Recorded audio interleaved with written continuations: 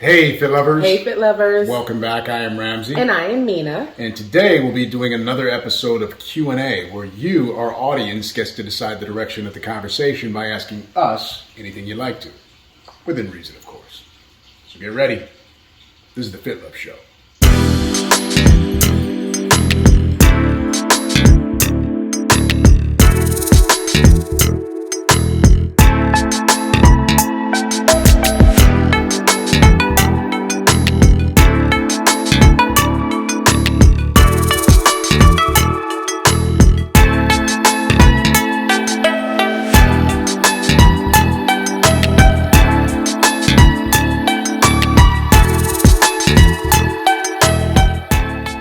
Welcome to Q&A FitLovers. Before we get started, we'd like to ask you to please click that subscribe button and be sure to turn your notifications on so you'll be notified every single time new content is released. So as always, we've selected 6 questions from our DMs asked of us by you, our audience, and we'll be giving honest answers to. So, with that being said, let's get it cracking, babe.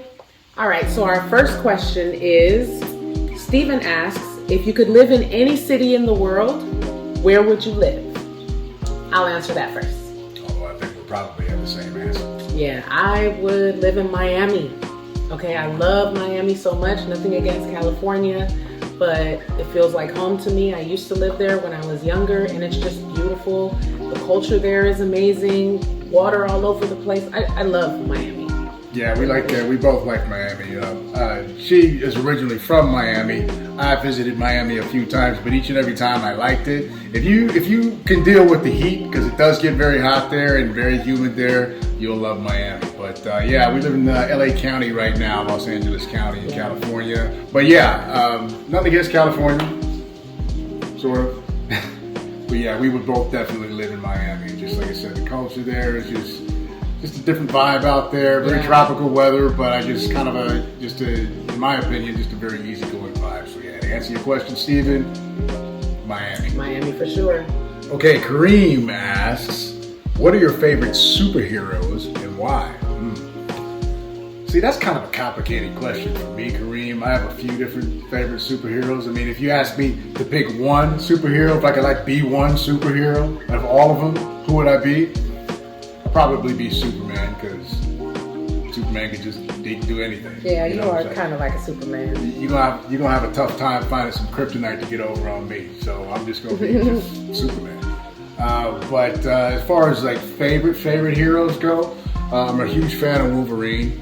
I mean, I like him obviously because he's kind of really immortal, but he ages slower. Yeah. And I like the healing ability.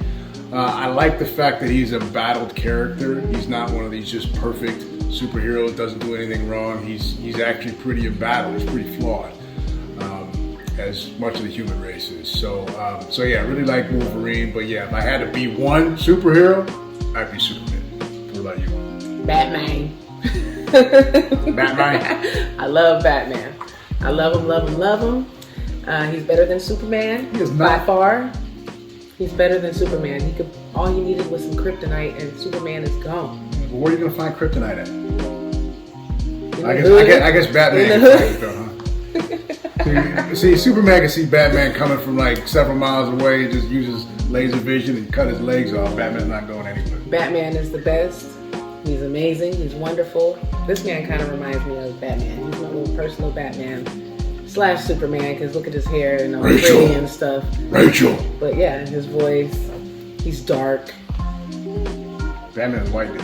No, not dark skin, just dark, his demeanor. You think I'm dark? I'm dark, a little bit. Batman. All day. Okay, so Eliza asked if you could give advice to a newly married couple, what would it be? Well, my advice would be to be patient with one another, to be kind with one another, to never lose that passion or spark for one another. And don't get into a marriage thinking that you can change the person, accept the person for exactly who they are, flaws and all, or don't even go there with them. Yeah. So, I mean, That's it, really. That's good advice. And keep sexing. My advice to a newly married couple would be that it's not always going to be dances and roses. Okay, sometimes you will reach points where things seem kind of stagnant or kind of mundane, but you got to push through that stuff. It's not always going to seem like it's just this, night out all the time, the excitement and everything like that. Sometimes life will be regular. And that's the way the nature of a marriage is. You're going to have ups and downs in your marriage. So if you are accepting of that and acknowledging of that early on, then it'll help you maintain longevity in your marriage. But yeah, that would be the advice that I'd give a new married couple, because when you're newly married, everything is dances and roses. Everything is like this honeymoon period and everything like that. Oh, you guys are so in love with each other. And we're still in love with each other, obviously. But yeah, we've been through some ups and downs. We've been through some ups and downs. You know what I'm saying? So even in the midst of those ups and downs, we've still managed to maintain our love for each other. I just understand that all these things are temporary and things get better.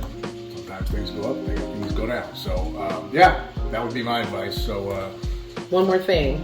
Don't be afraid to choke your husband. Why do you want to choke you? Softly. Just like softly. Just like violent, man. I'm just kidding. I love him. No, I'm not. Anyway, Eliza, you didn't allude to that question whether you were a newly married couple or not, you and your husband or significant other. But if you are, congratulations. Congratulations. And please follow that advice. Yep. All right. The next question is Mahina. That's like my name, kind of. Mina. Yeah. Yeah, it's just a different spelling. Mina. Looks like more of an Indian spelling. Yeah, mine is Mena. This is Minha. All right. Asks, why don't the two of you want any kids together? Okay, I'll give my little answer to this.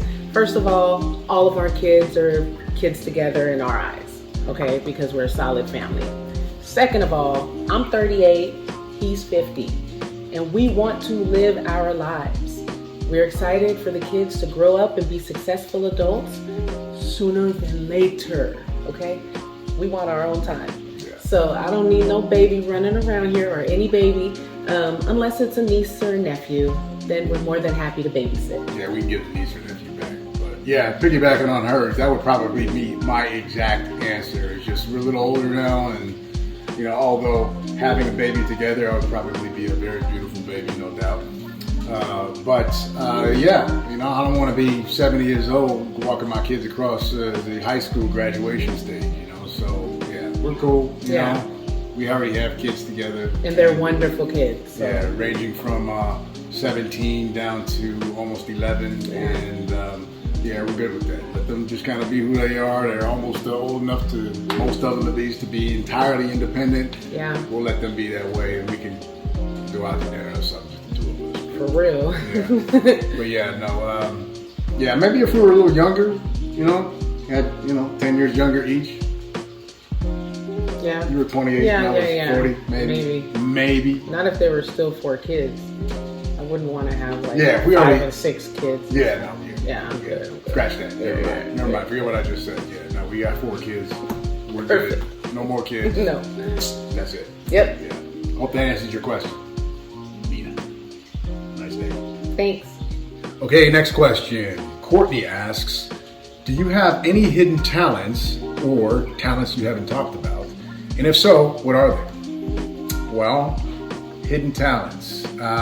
Well, I don't know if they're hidden necessarily, at least for me. But I've done a number of film and commercial credits, many of which are voiceover. I used to do a lot of voiceover. I still do from time to time, but I've just been so busy with other things that I haven't really had time to really go after that the way I'd like to. But yeah, I have a number of voiceover credits.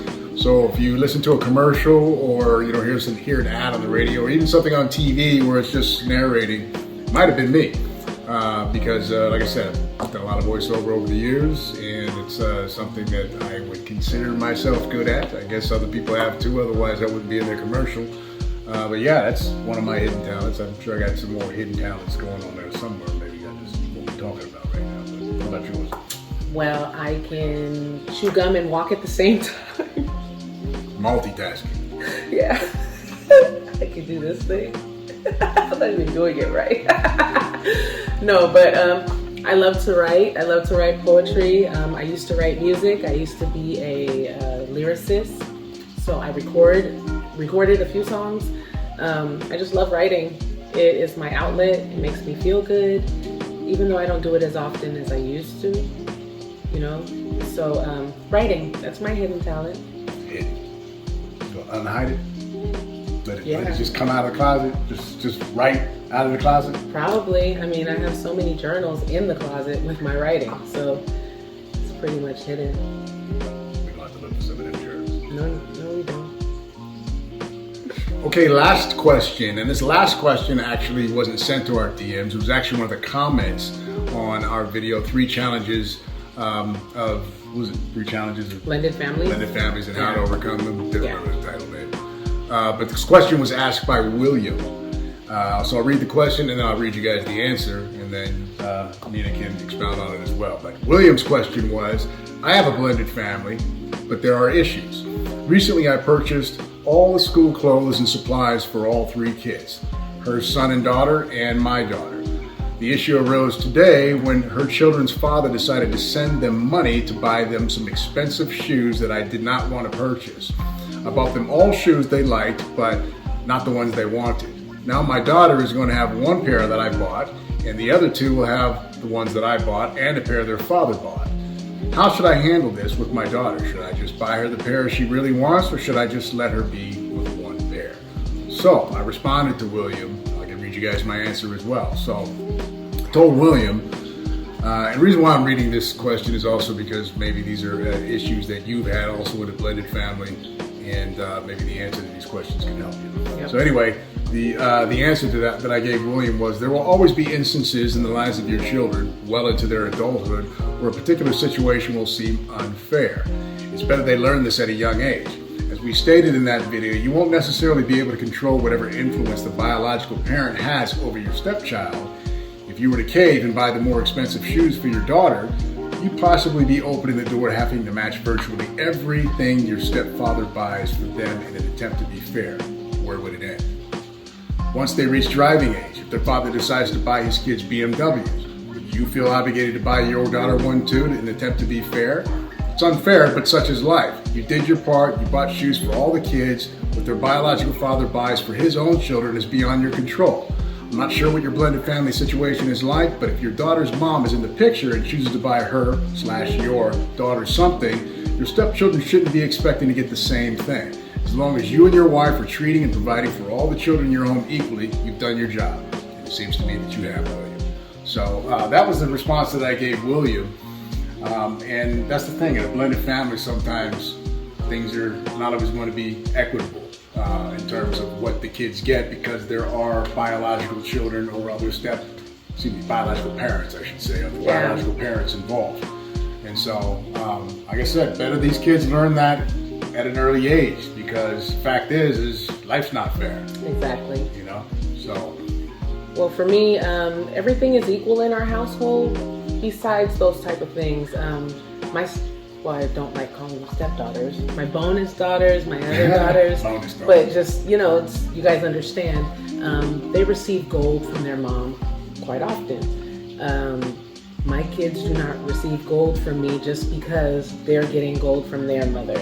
I don't feel obligated to do that, and I just don't get gold for that. I'm gonna give me a gold chain before I but I don't feel obligated or guilted into doing that, you know, so I can make it equal for all the children, because what they get in that household is their business. Yeah. You know? Yeah, like I said, if there's step parents or biological parents involved outside of your household and your blended family, like I said, you have no control of what those biological parents buy for the children in your household. So, like I said, you can't be fair all the time. No. Everything can't be equal all the time. I guess it can be, but like I said, where would it end? Yeah. You're going to have to match virtually everything that the biological parent buys for your stepchildren in an attempt to be fair. It just gets too much after a while. And it doesn't teach the kids that life is not fair, and sometimes things will be unfair, and sometimes you can't always have what you want. Yeah. That's the way it goes. Agreed. So anyway, Thanks for that question, William. I appreciate you dropping that in the comment section. Yeah. And I hope the answer to that question helped anybody else who may have had that same question or struggling with the same type of issue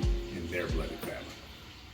Well, that's our show for today. Thank you for joining us. Thank you. If you have any specific or random questions for us, drop them in the comment section below or in our social media DMs. We could more than likely be using your question in our next video. And with that being said, please like and subscribe to our channel, FitLove 101. And don't forget to share this video. And don't forget to turn your notifications on so you'll be notified first when new episodes are released. Thanks again, FitLovers. Thank you. We'll see you next time. Peace.